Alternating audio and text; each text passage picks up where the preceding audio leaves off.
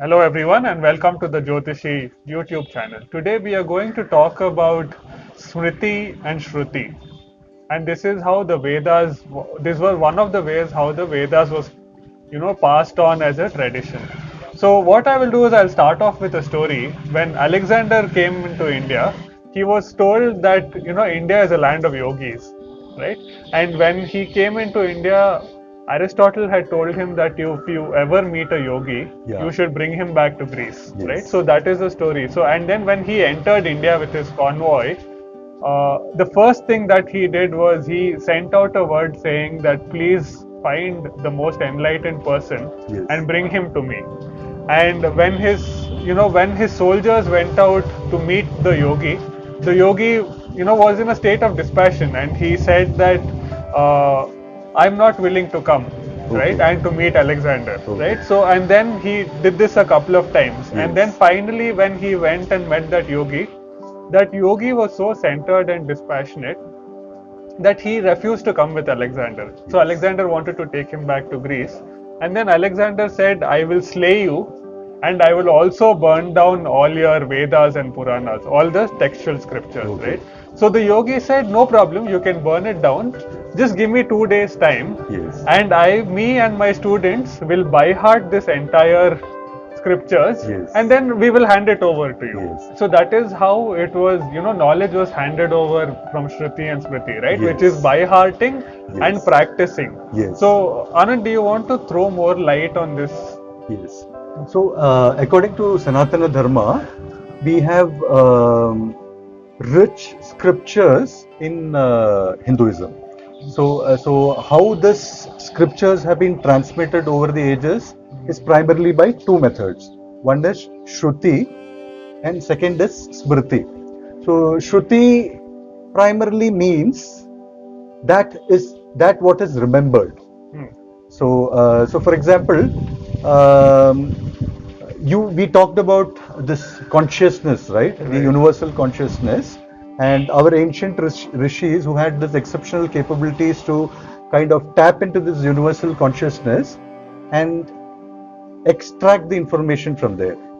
So it is sort of you are tapping onto the universal consciousness. So we talked about what is God, right? So we Right. talked about Satyam, Jnanam, and Anantam. Yes. So in that, Jnanam is universal. Hmm. So when it is universal, we tap onto this universal consciousness and then extract the information from there. So that is how Shruti. So Shruti does not have a author per se. It is you have traversed through the consciousness and tapped onto the knowledge source, and that is how our scriptures has been passed over the ages. So in terms of classification, we can say the four Vedas, that is the Rig Veda, Sama Veda, Yajur Veda, and Atharva Veda, are classified as Shrutis. Okay. So they don't have an author. Right. It is universal consciousness, and it is believed that anyone who has the capability or who is moving in the direction of tapping onto universal consciousness can tap onto this particular scriptures.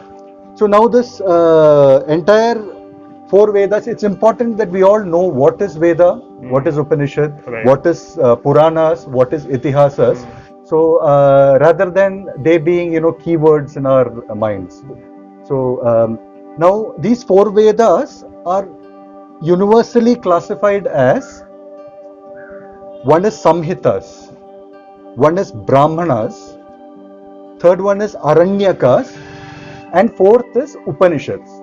So there are four Vedas. They are broadly classified into these four areas that I talked about. So the first two are primarily related to your Jnana related areas, and the last two are related to your Karma Kandas. So Samhitas and Brahmanas primarily talk of hymns and application of hymns. So for example, the Brahmanas, so there are hymns. The Vedas are classified into, Right. so Rig Veda has primarily hymns Yeah. in praise of Agni, in praise of Indra, in praise of Vayu, so those kind of The things. five So elements. yes, and Samhitas classifies the hymns. Then you have the Brahmanas, which talks about the ritualistic tendencies of those hymns. Right. So, for example, what are the rituals in order to kind of do those hymns kind of things? Aranyakas, primarily, Aranyaka means forest. So basically, rishis, when they went to forest, there were limitations in terms of materials that were available. Right. So there is a modification in terms of the ritualistic tendencies. So it prescribes a modification of those ritualistic tendencies, and then finally Upanishad. So that is Veda Anta of the Vedas, the end of the Vedas, and Upanishads talks about the philosophical aspects and the application of these scriptures in our day-to-day lives. Right. So Upanishad typically is between a guru and a student. So student asking a guru set of questions. So Hinduism, Sanatana Dharma is primarily only asking questions. So none of the texts will you kind of figure out that do this, believe this God, pray to this God, and then things will happen in your life. No, it is only about asking questions, and more the questions that you ask, more the answers that are clarified in your mind. Right. So this is primarily Shruti. Can you also now talk about Smriti? Yes. So Shruti is what is remembered, and Smriti is something which is transmitted from a Guru Shishya kind of a perspective. So you learn it, you transmit it to the next generation, the next generation learns it and then transmit it to the next generation kind of a thing. So basically all your itihasas, all your like Mahabharata, Ramayana, Bhagavad Gita, all those things are where there is an author is classified as Smriti. So all your Vedangas, so your Ganita, Horashastra, that is astrology, Vedic astrology, then you have your Upavedas, Ayurvedas and all those kind of things. They're all classified under the Smriti kind of thing. So that is how this rich tradition of Sanatana Dharma is kind of come across. Now, in between, there has been various invasions, there has been various representations that has happened in our country, because of which a lot of texts have been lost. But the prime and the most important point here is, even if the text is lost, if you have a person who can tap onto the universal consciousness kind of a thing, and so we talk about a person who has exceptional capabilities, you will be able to kind of seek that source again. So there is absolutely no issues with it. So from that perspective, whoever comes and goes, whatever happens, Sanatana Dharma will remain, and that is why it has been there for last 10,000 years or billions of years or 5,000 years. We don't know the time frame, but that is exactly the reason why things have been there for ages. Okay. So now, most often, we, in today's day and age, we all learn what is related to Smriti. Right? Yes. We all learn the Bhagavad Gita. Yes. So where should one start? Should one start from Smriti and then move on to Shruti? How does that work? So this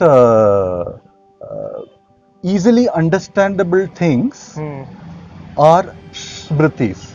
So whatever is written by sages, so sages have a sort of a component wherein they enable or trigger something for you to understand if you are a very genuine seeker.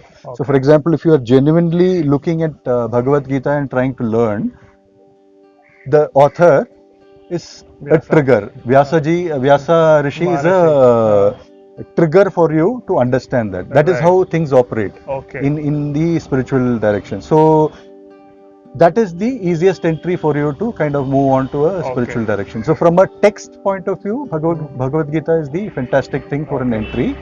And next level could be Bhagavatam. And reading all your Purans, whether it is Garuda Puran, Shiva Puran or Devi Mahatmyam. So any of those texts are reasonably good for you from an entry point of view. The only thing that you need to take care of is, you may be looking at it from a jnana perspective, but if you can sort of evolve a sort of bhakti onto it, it is the fantastic combination.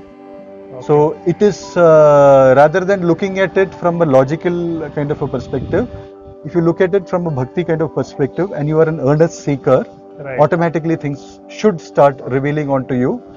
Now the time frame we cannot define. Okay. The time frame is dependent on our karma video. So what is the chip that is there and what Right. is your state of evolution, Right. and whether it will start igniting onto you Right. is something you need to figure out once you start this journey.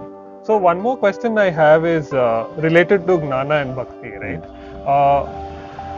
So what I have also noticed is you might start off as Gnana, Yes. and then let's take the Bhagavad Gita as an example. Since you Yes. said that Bhagavad Gita is one text that you can start with, when you realize what Krishna is giving you in Yes. terms of knowledge, Yes. then automatically that bhakti comes in, Exactly. right? Yes. So it's also where you start Yes. leads you towards bhakti, Yes. right? Because then you feel that Krishna has given me so much that has contributed to my life, Yes. and then that devotion for Krishna automatically comes. Yes. Yeah, so that is the entire credit has to go to the author. So that's what I said. The author is a person with Who can invoke the invoke bhakti. that Yes. spirituality onto you. Right. And if you are, that's why it's an earnest seeker. If you are an earnest person looking at a text from that angle, automatically things will happen. So, for example, if you start your day with Vishnu Sahasranamam, over a period in time, you will 100% notice that you will be continuously chanting it. And that automatic bhakti for Lord Vishnu, Krishna, that kind of thing automatically comes in. Right. So that is the beauty of our tradition. So is there a correlation to astrology in the sense that is there a time frame when one should start learning this, or one can start at any point of time, or is there something related to the chart that you can guide them with? Ideally, from a technical perspective, it is not practically sort of implementable, but I think we are trying from a country perspective, we are trying to do it. We should kind of move out from the British system of education, Right. and then slowly bring in Vedic system of education. It may be in phases, it may take 20 years, it may take 30 years, Right. but it is fantastic thing to do. Whatever we are, we may be an engineer, we may be an MBA, we may be a PhD kind of a thing, but whatever we have learnt or accumulated, it is all an English system of teaching, Right. which is unidirectional. So if we, from a country perspective, if we are able to change a CBSE or an ICSE kind of a syllabus or a state board, and then bring in slowly Veda kind of a perspective, right from day one, it will do immense benefit to the society. Right. So it is not only unidirectional, there is a multi-dimensional things it. that opens up. So you are saying as soon as a person enters the Gurukul, Exactly. right? That Yes. is when we should start with Yes. all of this. Okay. Yes. So today we spoke about Shruti and Smriti. This is essentially how, like Anand mentioned, the knowledge was passed on from one generation to the other. And even if we look at a lot of mantras, now people learn as Smriti, right? You start chanting the mantra and you remember it. So that is how it has been passed on from one generation to the other. And even traditions have been passed around from one generation to the other in this format. So if you would like to know more and like us to talk about a specific topic, do comment and we will take that up in the next episode. Thank you for watching the Jyotishi YouTube.